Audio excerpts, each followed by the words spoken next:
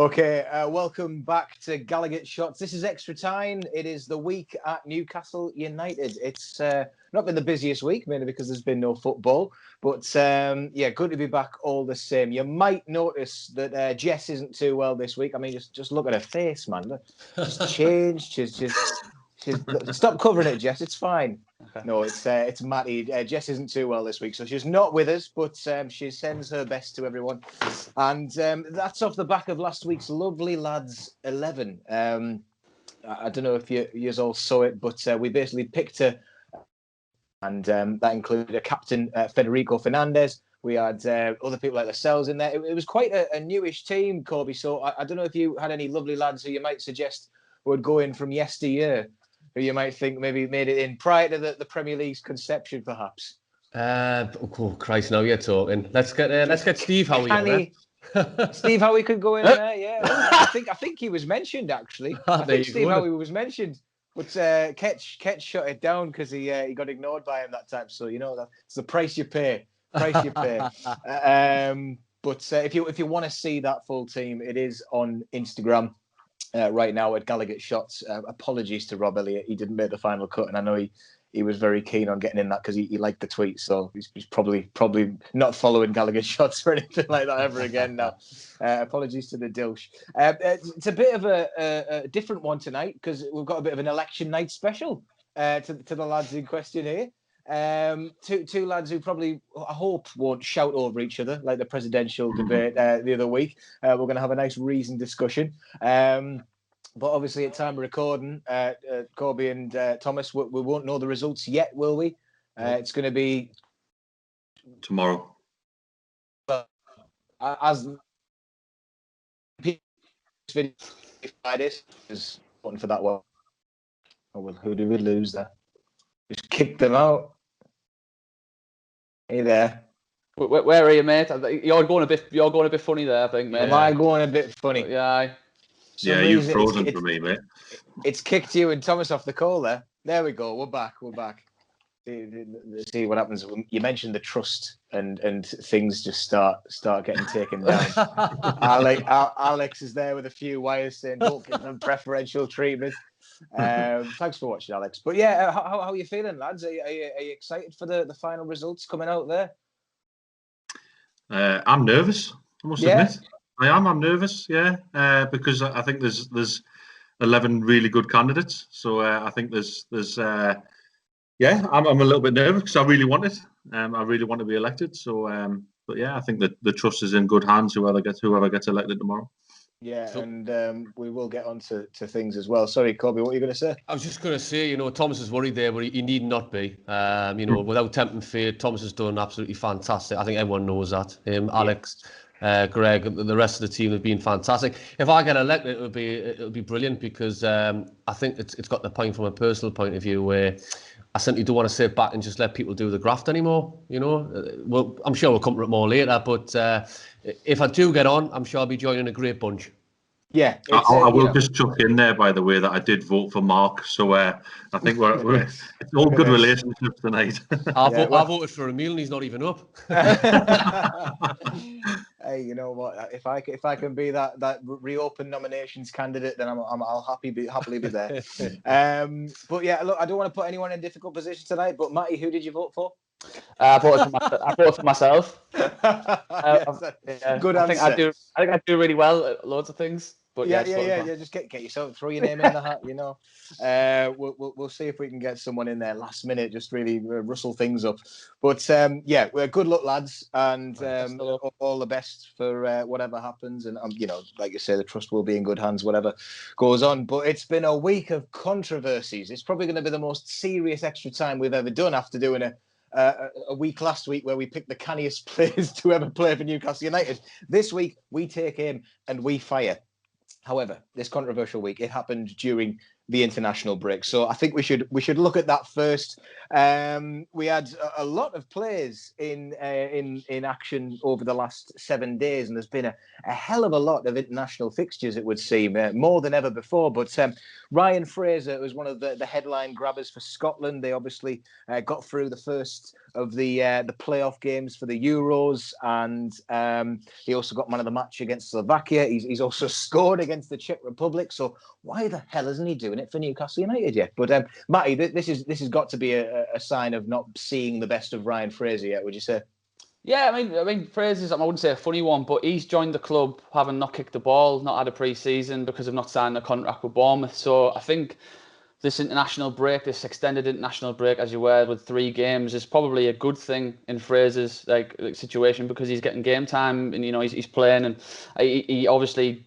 I think Steve Bruce has been worried about his sharpness, his fitness. He's went away to Scotland and didn't play the first game, came on the last 4 minutes. But then he's been given a start against Slovakia, man of the match, playing up front, which is good to see. I mean, it shows that he's got an option in the Newcastle squad as well. And then he's kept that berth and scored against Czech Republic. So I think, after this, I think that Bruce will be thinking, right, he might be match fit now. He might be ready. Because I think just as he left the international break, it wasn't 2 shoes, giving him fits and starts. So, yeah, I think now maybe we might see a bit more Fraser post this international break.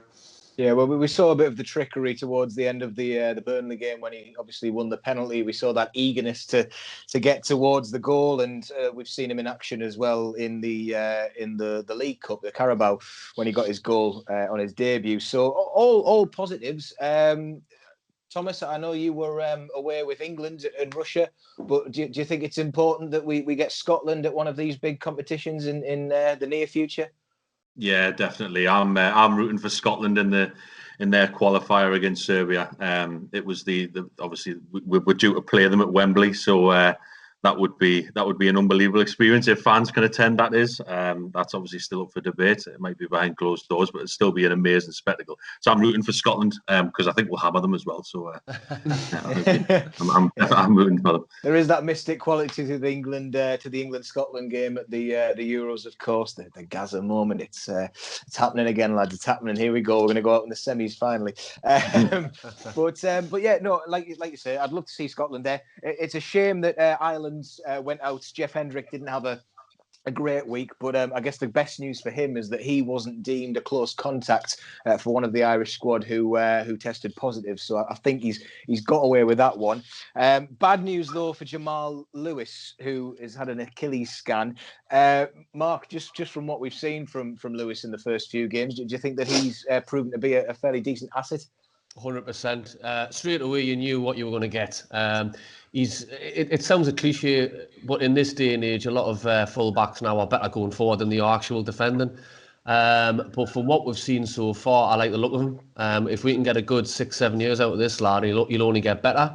Obviously, I'm sure we'll come to Steve Bruce at some point, but obviously it depends on who his maybe who his coach is. But no, you've got to look at all the signings. I know you would have covered it. Everyone would have spoke about it on the panel tonight.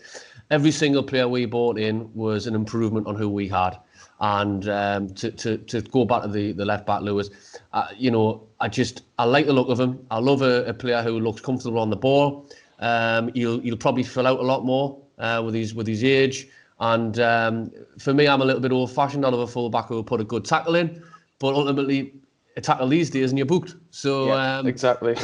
We'll use him to his strengths. And but yeah, to answer your question, I like the look of the lad. Definitely. Yeah, I was enjoying Thomas's look to this guys there. Just bloody tackles these days. You can't do anything. You get thrown in jail. Yeah, I think what we should do with Lewis is I think we need to make a bit of a Adama Traore of him. Fill him out, get him covered in baby oil. He'll just fly past defenders because they're just grabbing at him. But it's a shame about the Achilles because that would be a massive setback. But fingers crossed, it's nothing too bad. He was in training today.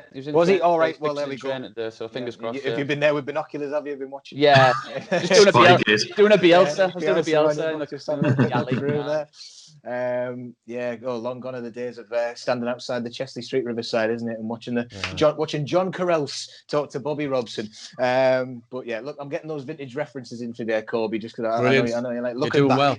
looking back in anger, probably. Fabian Schär got sent off to Switzerland. We should probably just clear this one up. I think a lot of people fell for a certain tweet last night that said he'll now miss Newcastle's next 3 games. But yeah, that's not going to happen. I don't know why that one took off, but it caught our WhatsApp group off a bit off guard.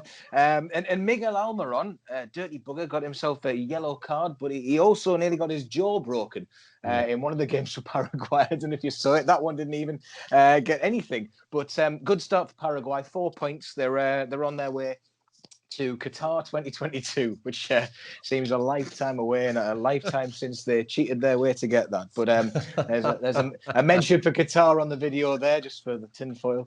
We are not funded. I've said that so many times already. Matty, I mean, do you think it's positive that we've got that many players out? I mean, there was a few others who didn't get game time, but we said this last week. It must be good that Newcastle are finally having some international players in the squad. Yeah, I mean, first and foremost, honourable mention for Ashraf Lazar. You know, yes, kicking around Monaco's bench. That's always fun. Morocco. Monaco.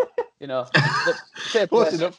Yeah, not far away from each other. Yeah, next to each other on the map, aren't they? Yeah, but no, it's definitely a positive. You know, even you look to Fabian Schär. I mean, you got the armband in one of the Switzerland games. Yeah. Mickey played pretty much all his games. Jeff Hendrick played. I think he played 100. You know, how many minutes? He played all 3 games anyway. Yeah. So you know, they're getting a lot of game time. Whether you know that might enforce changes on Saturday, I'm not too sure. I mean, fingers crossed. I actually hope.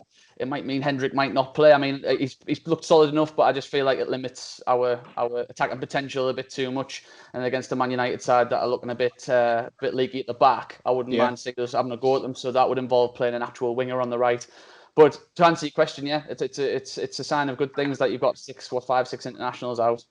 Yeah, certainly for Fabian Schär, Swiss captain, which of course is a big plus. No, that was just my warning to Kobe and Thomas that they can back out now, because I'm trying to lighten the mood before we go into the really serious stuff. We've seen it today on Twitter, yesterday, whenever you're watching this. The Trust have started up this campaign. Thomas, I'll come to you on this one, and Mark, you as well in a moment. But these previous issues that have been ongoing in the background for you, Thomas, it's just a mess, isn't it? Oh, completely, mate. It's been ongoing since March. These discussions that we've had with the club. I remember being at Southampton away at the time, which was our last game that we were able to attend. And I remember being told at the time that this was going to happen, and then so immediately my trust head came into it, and I'm thinking, right, we need to think about the money situation here. You know, we're going to we're going to start getting charged for next season straight away. So it continued from then, really, contacting the club and you know, having conversations that you need to stop the payments now because we just don't know. We don't know what's going to happen. They ignored it. They continued to ignore it, and it was only when we had the meeting with Bill Bush from the Premier League that we were able to get some sort of result for that and get the refunds for last season for the 5 games that we missed. So then attention turned to obviously this season. And now that it looks increasingly likely that we'll not be back till March at the earliest, if at all, we had to get on the back of the club and really put some pressure on again. So we had a meeting about it was last month about the return to stadiums, and I said in that meeting that they need to announce what they're going to do with the refund situation. We can't have a situation like they did last time where we were the last club to announce the refunds. And they agreed. They said they were looking at how they were going to do it, as to whether it was going to be game by game or in a block of games. But then we never heard anything since. And ever since then, we've asked them a few times. I've asked them personally. Other members of the board have asked them personally. It's just been ignored. So we thought, right, we have to do something public and we have to go strong with this. And the fact that the pay-per-view stuff came out as well, it became a real big issue that needed sorting now. Mm-hmm. Yeah, and I've seen a brief update just before we came on there, just saying that there's a little bit of contact now. I think the club have responded. I think the Chronicle was saying or at least they've said there might be something. Probably getting my facts wrong there just from what I've seen on Twitter, but they might have responded to someone, but it's not to us. Not right? properly, Okay, anyway. yeah. Pass the message from Mike to Lee at this point. I mean, do you see an end to this fiasco, Mark? I mean, it's like, do you think that like pressure like these campaigns do end up working? I think this one will. I think under the current climate, I know a lot of people are using it as an excuse, but the club have been. Thomas doesn't need to shout from the rooftops. It's blatantly obvious to the supporters that the club are using the pandemic and the takeover as an excuse to not communicate and not give us any sort of direction. Now, without going into it over and over again regarding the takeover, if we're stuck with Mike Ashley, we need to build communications, and unfortunately, Thomas, Alex, etc., they haven't been able to get it to a point where it's going to be slick, it's going to flow, and supporters can sort of rely on the trust to get that communication on their behalf. As we sit here today, the communication's non-existent, apart from probably a tick boxing exercise. No disrespect at all to Thomas and the guys if that isn't true. That's how I see it. And I just feel now that there seems to be no sort of leadership from the club. There's no one taking responsibility. And we've got people with these positions. I'll not name names and positions in, I don't want to call anyone out in particular. But it just seems to me that there's people who've got job titles, but they're not actually honouring what they're supposed to be doing. So to answer your question, Emil, yes, I think they really will have to sit up with notice. I've noticed there's been a good campaign to deal with the press. A lot of the major players, local and nationally, seem to be on board now. We just need to galvanise more of the support, get more of the big accounts, the major people who, like yourself, who do the podcasts and do the social media, the YouTube, get everyone on board. Everyone needs to pull together. And, it is a cliche, but hopefully we'll come out on the other side with the result that we're needing. Essentially, it wouldn't surprise. Sorry, Emil, it wouldn't surprise me. All right. If Newcastle's answer today was, it wasn't 7 million trust, it was 5 million. That's how petty they seem to be. Fine. We were happy to stand corrected today. Tell us that figure, because at the end of the day, they're still in the wrong. Whatever the figure is, they're still in the wrong. They're still, completely bang out of order. And I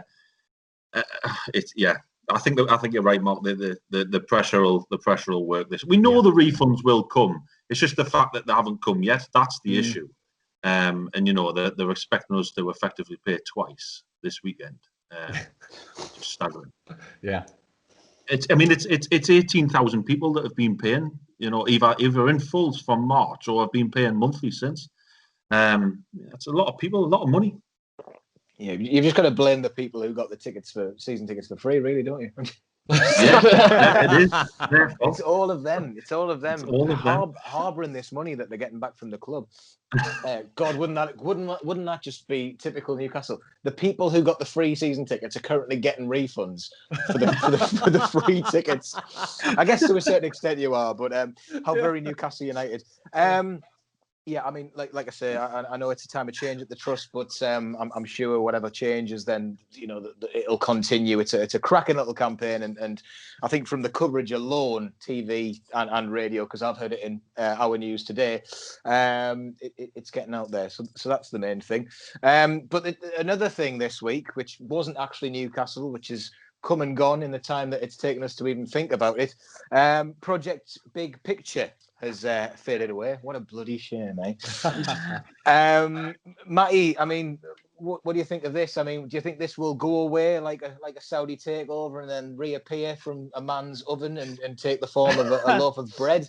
Well, and we'll cut it up into 6 different bits, shall we? Yeah. And then 3 smaller bits to go make 9. Few crumbs to West Ham and that, yeah. Yes.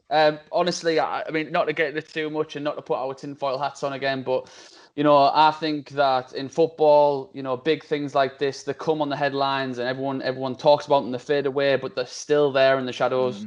Yep. This thing about a Super League or the top 6, it's always been there. It's been there for the last 7-8 years. And I think there's people out there, like the Henrys of the world, who are just really wanting that power to just make sure that they are the top dogs in this league. Now, I don't agree with it whatsoever. Just this time, it sat wrong with me. I mean, I'm a bit of like everyone, I'm a bit of a headline reader. You read a headline, you think, that's out of order without even going into it. Oh, I don't think I've ever seen such a mass rejection by any fan base for that matter. Exactly, but it got us talk. I mean, don't get me wrong. You saw the things about the bailout for the EFL, sharing of the TV money, the let the trickle down effect and all that. But I was listening to a podcast the other day and they said you can stop a man from drowning and not make him be indebted to you. Just take you off the back of his head. I listened to the same one. Yeah, exactly. Football Ramble, big fan. I'll promote it, but whatever. Oh, it's fine. It's a very good podcast. No, it's brilliant. But like I said, it's totally right by saying that. We should be talking about bailing out the EFL. Before the pandemic, there was problems with the EFL. You saw clubs that are just literally teetering on a knife edge for years, and you need to sort that out. But to have that veiled, a power grab veiled through a sort of rescue mission to the EFL was just so unpalatable. And then when I saw there's some of the things about wanting to be able to veto takeovers, and I know you asked us takeover and blah blah blah blah blah. But imagine if a proper takeover came in with no politics, and they just didn't like it, and they could just stop it from getting took over. It's ridiculous. So thankfully it's been taken away. But who knows? This could be a start of negotiations for something a bit less, but them finally getting what they actually want. So I hope that's not the case. But yeah, it can just poetically put fuck right off in my Absolutely. Absolutely, well said. And yeah, Barry Moat will be breathing a sigh of relief, but there's still hope for that one going through.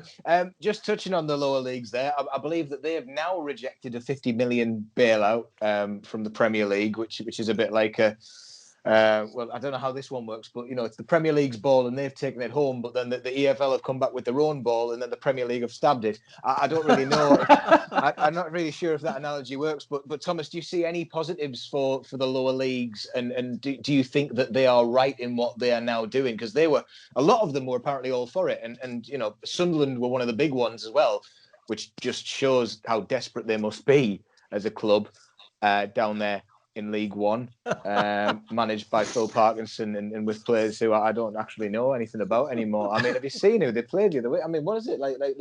They've lost. They drew with Charlton, and they're not even in the play. Sorry. Do you see any positives? Do you see anything positive for Sunderland and the rest of the lower league clubs? To be, what it is, the Football Supporters Association put it perfectly. That the whole thing was a sugar-coated cyanide pill. That it was yes. It was a deal made up, like we've said, that make it look glamorous to the lower league clubs. Even add things in like £20 tickets and all that sort of stuff. Legalised standing, just to hand over the power to these football clubs. In terms of that deal, absolutely, I don't see any benefit to the lower league clubs other than the money that'll go in the chairman's back pocket. Will it still save these clubs? I'm not convinced. I think something will come for the lower league clubs. I think it has to. We have to look after the pyramid, as has been said. That's absolutely vital. So I think something will come. I'm not convinced that it'll be something we all agree with. Yeah. In all honesty. No, I think. Just to echo what Thomas is saying there, he's totally right. I mean, you can promise to give as much money as you want and trickle down and share to all these clubs. Who's in charge of them? You know what I mean? They can do what they want with that money, and it doesn't mean the club's going to survive. They can take it away straight away. They control the money. So as soon as they get a little bit annoyed or something happens, they can pull the money, and that's it. Yeah. So it's football's going to go on for centuries, and are we really going to sell it off to Liverpool and Man United and a few select clubs now because of a pandemic? I mean, it's gut wrenching to even think about that prospect. So luckily, it's gone away for now. I think it'll come back though. I think the biggest concern or the biggest question to me, lads, is who on earth decided who this top 6 or 8 or 9? Yeah. Who are they? Yeah. I mean, exactly. Historically, if you really want to go back since football began, when I was born, your top 6, statistically speaking, would include Aston Villa and Everton. Yeah. And it would bring back Woolwich and stuff like that. Get Corinthians in or something. Well, this is it. But how on earth, how dare the top 6 or 8 or whoever you want to be, how dare them take control of this when other clubs are steeped in much more history, much more heritage, won more trophies. We don't know what a bloody trophy is, but even Sunderland This third They're getting tier a lot of coverage today. They're getting loads, but they're not 10th. Yeah. So you've got to weigh the money. They've won just as many league titles as Man City. Well, there's the madness. So if they didn't do it consecutively, Man City wouldn't actually get a look in. Yeah.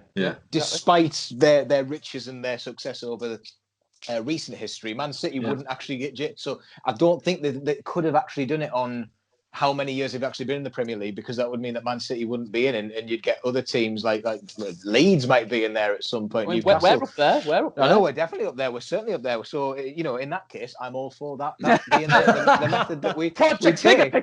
Get us in there. Yeah. I think just a final point, if I may, Emil, going back to when the Premier League started back in '92. At the time, I'm sure when football started, yeah. And, I'm sure there was 13 clubs in the Premier League voted, and the rest just had to go along with it. And, the paper over the cracks then, they sort of said, don't worry, Football League, we'll look after you. But look what's happened. The Premier League is just out there in its own entity. The rest of the Football League, it just exists, doesn't it, unfortunately? Yeah. And they're getting left further and further behind. If this happens, it's only going to go one way. The rich are going to get richer. And let's be honest, the Premier League is hardly a competitive league to start with. You've got your top end, you've got your battle for the mid-table, then you've got your relegation candidates. The way I look at it is, it's just going to get more and more, easier for the top clubs to win trophies and us to get left behind. You're totally right, mate. How do you even penetrate that top 9 now? Yeah. If that was to happen, that top 9 would stay the top 9. Yeah. Because they'd have all the power. How do we know they wouldn't have say on like refereeing? Like they'd effectively be the bosses of the referees. Yeah. And you get a bit Juve, aren't you? You get very Juve.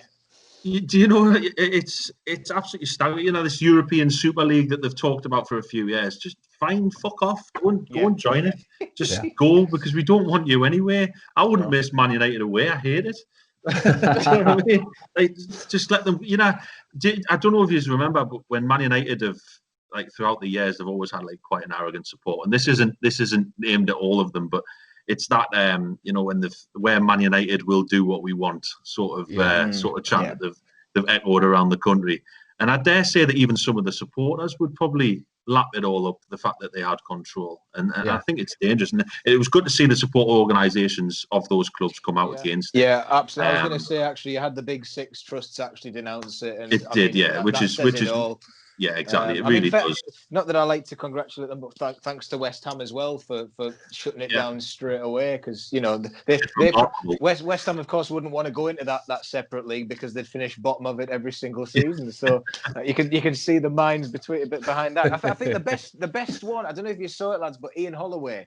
With the passion speech about the government stepping in and all that. I mean, if no one's seen it, then please go and watch it, because there's a man who really gets it and understands the repercussions of what could happen for football as a whole, let alone to certain teams here and there. But great news for Newcastle fans. Robbie Savage is taking over at Macclesfield Town, so can't wait to play them in the cup for the chance. Oh yes, Macclesfield FC. Get ready, BT Sport. They'll be ready. Lads, thanks for that. It's always appreciated with those views. But on to another problem now, the PPV, which is certainly not going away anytime soon, regardless of campaign. I was going to mention about this, Mark. I mean, this probably won't go away, will it? Unless we see like a mass exodus over the weekend. I think you've absolutely nailed it, Emil. The only way this will go away is if supporters basically switch off their televisions or watch some dodgy channels, which we obviously don't know anything about, No. What are them? What are those? I couldn't tell you, mate. I think he's talking about Razzle. I'm not sure. What you get up to in your spare time, we'll be watching the match. I think it's absolutely disgusting. But it's a bit like the boxing. If you really want to watch a boxing fight, you're going to have to pay a premium to watch it. It's your choice. Pay it or don't pay it. I think there's a lot of outrage, and rightly so, because of the current climate. It's just utter greed, isn't it? It's just absolute utter greed. But again, the only thing I can really see on it is actions speak louder than words. I certainly wouldn't pay £15. Not because I'm still paying for my season ticket. It's the fact that I don't want to sit and pay £15 to watch Newcastle on the television. I don't care if it's Man United. I don't care if it's bloody Jarrah Roofing. I just don't care. It's wrong. I'd pay for that, to be fair. I would pay £20 I'll play. But I just think it's disgusting that at this time of our life and what's going on, that expecting football supporters to pay to watch a game of football on the television. It's mad as well that they're saying it's to make up for match day revenue as well. And you know, it's like we literally can't go. Can you just pause it for like a second? Because the money will still be there, especially for Premier League clubs. You know, Man United are there wanting to break away and they're dishing out the money, but they're one of the ones leading on this project big picture. And then they want 15 quid from every fan. I mean, it's horrible. Look what they're spending in the transfer market. Look at the redundancies they're making. And it's crazy that they can think they can charge us 15 quid for it and we'll just do it. Like, it's ridiculous. The price, it's the price point, isn't it? It's, you know, we've been campaigning for £20 tickets for years, you know, with the Football Supporters Association, and like, how do we then accept £15 to watch a behind closed doors game on TV? It's a staggering price point. I think some people would probably, if it was a fiver, it might be all right. You'd probably accept that maybe, but. Yeah, it's the £15. I just think that's a lot of money. I don't know. It's perhaps, you know, I mean, I'm from Hartlepool. I know a lot of Hartlepool fans, and they've been paying. You what? Get him off the chat. They've been paying £10 a game to watch conference football streamed live. Wow, and that's crazy. Fair play to them if you want to. I think they saw that. It's like it's a bigger product. I hate that word when it comes to football. Football product. You know, we'll put a fiver on top of that because it's Premier League, and then we'll think the cost will pay that. Which again, both prices are crazy. And like Tom has just said, fiver maybe, but still, it's ridiculous because we're paying. We look at the amount we've paid for. I mean, I think people are still having like horrible flashbacks of the League Cup game that people paid for. I mean, that Blackburn game is time that I will not get back in 2020. I've wasted a lot of time this year doing absolutely naff all. Jesus, I would have preferred it at that point. My word.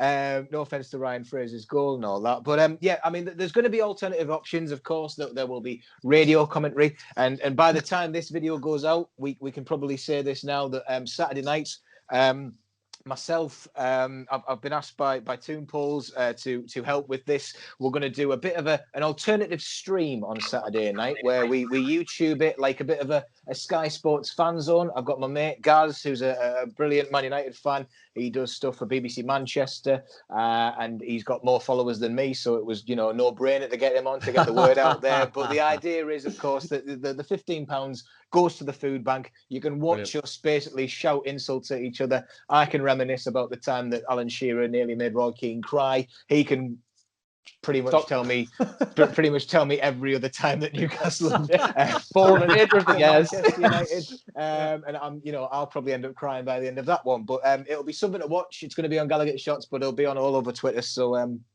please do join us Saturday night, have a can, and watch us probably lose 5-0 to a Man United team who we expected to be all right against. We should get onto that game now, given that it's only a couple of days away. It's been strange having no football, given the volume at which the games came with Premier League, League Cup, Premier League, League Cup. We've had a break now. Starting off on bad news that Martin Dubravka was almost ready, but he suffered a setback. I don't know why, but December might be the case now. But I guess that at least Carl Darlow, Matty, is looking like safe hands. Had his birthday, 30 now, which is mad because I still think Carl Darlow is 12. And that was news to me as well. Yeah, I mean, 30-year-old, Jesus. I mean, he's looking good. Yeah. But yeah, he's going to be in the net for what seems like a full half of the season, which is great for him in a way. Yeah, definitely. I mean, to be honest, I sort of made my peace with Dubravka's injury early doors, and I thought we weren't going to get him back till the next year anyway. So for me, I was just like, okay, it's the same as what I thought. But look, Dubravka's obviously one of our best players. He's a great goalkeeper, but Carl Darlow, yeah, he's been an adequate, replacement. Had that fantastic game against Spurs. A lot of people don't like his sort of commanding of the area. I think he can look a bit dodgy when he comes for crosses. I, for one, think he sits in the middle. I think he's all right. But I just hope that Dubravka can get back because, I mean, we've seen this happen in the past. I don't want another annex situation where Darlow ends up hurting himself, then Gillespie hurts himself, and then we've got some Ben in the headlights. You know what I love, Matty? You know what I love, Matty? Every time you're on, Matty, we always get a Newcastle United pub quiz answer, because we had the mention of Gail Bigger-Imana the other week, and now we've had Jack Anick, and it's just it's brilliant. It's good. Chelsea, I remember it very well. Came on against Chelsea. He did. We thought we had horrible moments there, but again, you know, Gillespie, despite the Newport's disaster when that goal went in, Newcastle have never been short of options in goalkeepers. We've kind of looked at this over the years, but Mark, I guess you're pretty well factored up with these kind of things. I mean, what is it about Newcastle and keepers? We don't really seem to put a foot wrong. Matt Sells aside. You say that, but Kevin Keegan, I've had to get Keegan in, didn't I? Yeah. Kevin Keegan never ever settled for a number one. He chopped and changed on so many occasions. When I think back to the people he wanted Brad Friedel, and he couldn't get a work permit for him. Yeah. And he also wanted Tim Flowers when he was leaving Southampton. Blackburn ended up getting him. And I'm a firm believer that if Keegan had got Tim Flowers, we would have won the league. And that's no disrespect to Pav or Shaka or anyone else who came in. You know, but if you look at our goalkeepers in I'm saying modern day history in the last 25 years or so, for me is a standout to Shea Given. I don't think Dubravka comes into Shea Given's class yet. No. I think he's known for a mistake as well as a world-class save. I probably don't rate him as much as the rest of the fan base, and I don't think having Darlow in instead of Dubravka is that much of an issue. It's all about scoring goals, and I think Matty made a great point at the start of the podcast. I would definitely go with Fraser and St. Maximum and go for it, you know? Yeah. Proper wingers, old-fashioned, bit pace and get at them. Well, that was something I was going to mention. You know, Man United are going to be without their big money name, Cavani. He's not going to be there. I think it's because he's going to be isolating. Martial is going to be suspended, so that's good. Fernandes might even not play because of certain isolation rules. So I think that's came out today that it's going to be okay. Unfortunately, why would you? I'm sorry. That? I just want it to be, you know. I just want it to Don't let facts get in the way of a good Newcastle United story. But I mean, the good news is that Harry Maguire will be available for Manchester United. So Thomas, he's not suspended because of the red card in international football, no? It only applies to Fabian Schär. That's what I've heard. But yeah, I mean, Thomas Maguire. I mean, you know, again, touching on that podcast that me and Matt have been listening to, I feel a bit sorry for Maguire at the minute. Personally, I think he's going through a horrible point of career. We've seen him with the headlines in Russia, and now we're really getting the bit where the papers absolutely go for him. But as long as they're in his head on Sunday, I mean, it's got to be a good thing. I mean, what's your view on it, Thomas? Yeah, definitely. I mean, I agree. I hope it's in his head come Sunday, and then after that he can get back to it. Because I agree that I think it's a little bit harsh some of the stick he's getting. I actually quite like him as a centre half. I think he is going through a rough period. I'm probably one of the ones that thought I didn't think it was a red card. I didn't think it was a second yellow. I don't know. I don't know. I just thought because he took the ball first. I don't know. I just think that's harsh. That's going back to the challenges comment right at the very start. You can't do now these days. Yeah, but it's one of those. To be fair, he could have walked for the first one. So he's just going through a rough spell. Hopefully that continues. But I think he'll be okay eventually. I think Man United are just crap at the minute, so I quite fancy our chances. It depends what Steve Bruce turns up on Saturday night. I mean, it would be a real shame if Newcastle United were the ones to send Ole Gunnar Solskjaer packing, wouldn't it? I mean, it would just. I'm just going to think of that for a minute. It would be nice. Yeah, it'd be justice for that tackle, wouldn't it? Absolutely. Yeah, that's the one. And I mean, Man United seem like they are just like seconds away from implosion, and we always seem to play them at that point. And I mean, going back a year, we kind of almost thought that Ollie would have been on his way after the Matty Longstaff game, which is very strange, but he's still there. And again, that game was one where Newcastle needed a reaction after the Leicester game. It was just over a year ago when Matty scored his goal, which feels again like it was 5 years since we were in stadiums, and I was running along the concourse because I was so exhausted that day. We'd done the trolley push for the food bank, and I was stood there smelling like mad. And Bestie will tell you the same. He was like, I just stunk, but I just didn't give a shite at that point, and I just pegged it. And I mean, Man United, it's just got that history, doesn't it, Corby? I mean, I've got Philippe on the wall here, the 5-0. Yeah. I mentioned before that the 4-3, and just every fixture just seems to have a bit of a tale about it. Matt Ritchie, even when we beat them 1-0. Just amazing, isn't it? The Matt Ritchie one, I'm sure I was in the Trent, and I'm sure we slipped into the bottom 3 that before kick-off. I'm sure that was the game. Basically, that was the game that turned the season round. Yeah. I'm sure we slipped into the bottom 3. Yeah, and in that look, I mean, last season was a huge highlight because there's nothing better than seeing a Geordie come through the ranks, score the winning goal at the Gallagher end against Man United on your debut. Yeah. Andy Carroll's there for no reason, you know. To be fair, Sting might as well have walked on the pitch at that point, and I wouldn't have noticed. He would have been the least famous one on there. But you're right, Emil. There's been some fantastic. Obviously, the 5-0 speaks for itself. You've got that fantastic 4-3 game when that Man United side were incredible, but we were matching them all the way. It was amazing. Remember that 3-3 draw in the relegation season?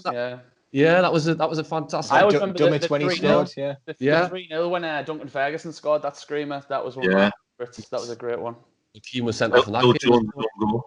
Yeah, there hasn't been that many victories over Man United when you look at how many times we've played them in the Premier League era. But every time we do beat them, it's an event. But is that how far we've sort of fallen? Because we celebrate them victories a lot more. I still enjoy it. I think that there's one part of me I've always said, like, regardless of if a takeover happened or not, you know, I think that even if a takeover did happen and we started doing a City.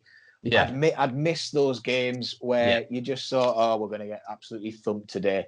And you look at last season as a whole, I know a lot of luck was involved and we weren't exactly the best, but the Everton 2-2, beating Chelsea 1-0, Man City 2-2, beating Man United. It was just like 4 moments in my mind that will stand out as some of the best moments I've ever had at St. James's Park or watching Newcastle. It just...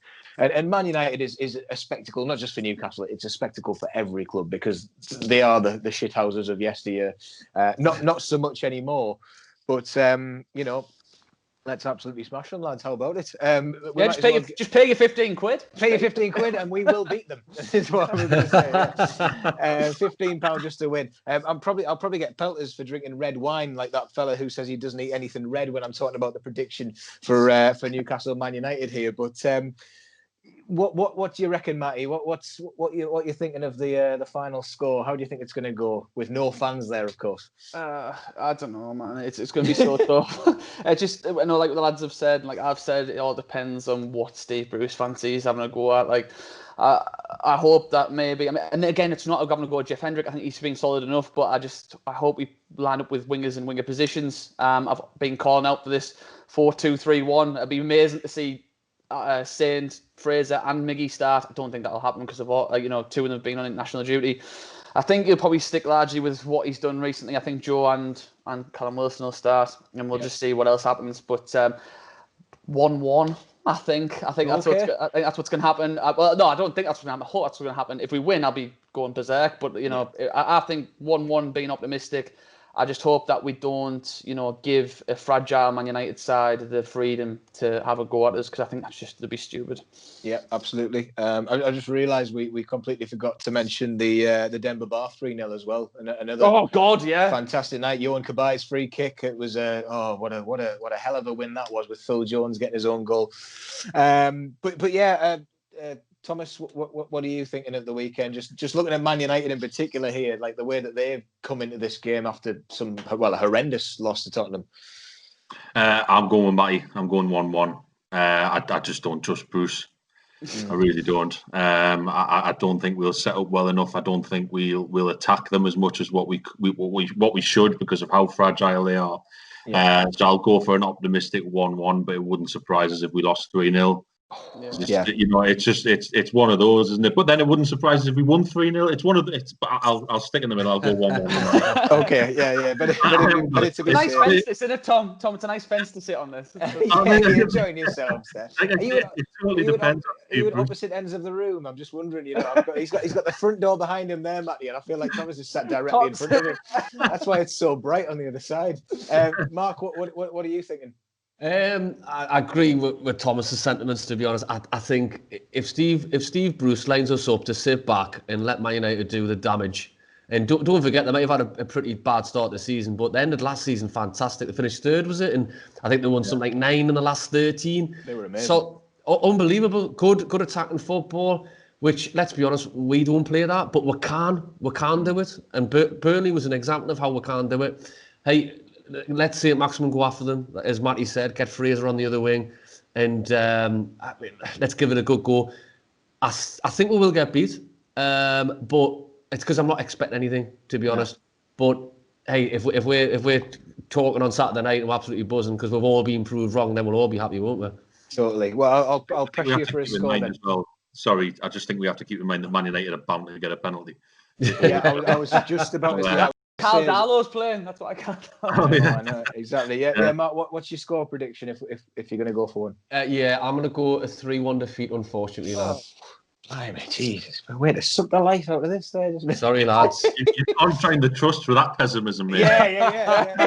Cancel the election. 16-0. We've got someone who wants to withdraw. Carol's going to score the opener 16-0. That's what we like. There we go. For me, I know exactly what you mean. I'd like to sit on the fence, but you know, I just feel what we're about to talk about will probably be something that's in my mind. And if San Maximan is doing what he did against Burnley, buoyed by the fact of the new contract, which I'll get onto in a second, I feel like he will want to do something for the fans.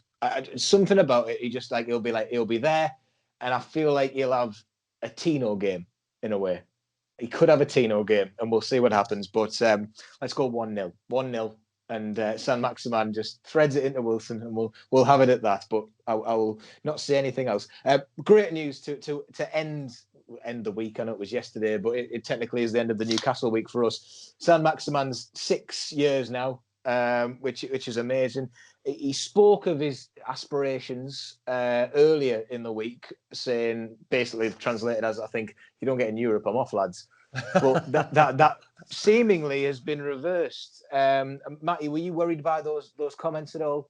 I wasn't worried because I don't blame him for them sort of comments. The comments that top players are, of course, going to have going through their heads when they're at Newcastle United and what the circus that follows it. But I'm not a person who reads into his comments too much. You know, I'm not going to be too annoyed. Teach me your ways. Yeah. Well, no, I mean, look, we've all been around the block. We've all been hurt in the past, you know, and we just all know that when we get something nice, it leaves very soon. And is there anything you need to talk about tonight, Matty? I mean, yeah, I'm just. I've had my heart broken very many times.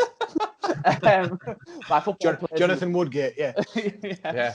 But like. It's just a case of, you know, yeah, great, he signed this. He sort of put those comments, not to bed, but maybe on a nap on the sofa, and just said, like, look, I'm here for the next maybe couple of seasons, if that. But I think it's just us protecting an asset. Not to be pessimistic, it's just us protecting an asset. If he has to go, then it's going to be for not astronomical money, but a lot of money. And but listen to his comments. It was great. He said all the right things. I said on Twitter, you know, I got a little heart flutter hearing him talk about how much he loves Newcastle. So that's lovely. Long may it continue, and you never know what might happen in the future. Maybe we might realise his ambitions. Maybe we might just be looking at pictures of bread for the rest of our lives. Yeah, I mean, maybe he knows something that we don't. Yeah. Oh. Who knows? Yeah, I mean, sorry, no, don't worry. It's a long-running thing now where we just keep alluding to things that we don't know anything about. But I mean, we did have a long discussion about bread last week, and the hashtag that came in which said "In bread we trust," which is just not right. But yeah, there was a lot of love for the club in that announcement, Matty, as you say. We got another classic opening catchphrase from San Maximan where he goes, "Hi, it's Alan," and it's just the most wonderful thing you could possibly hear.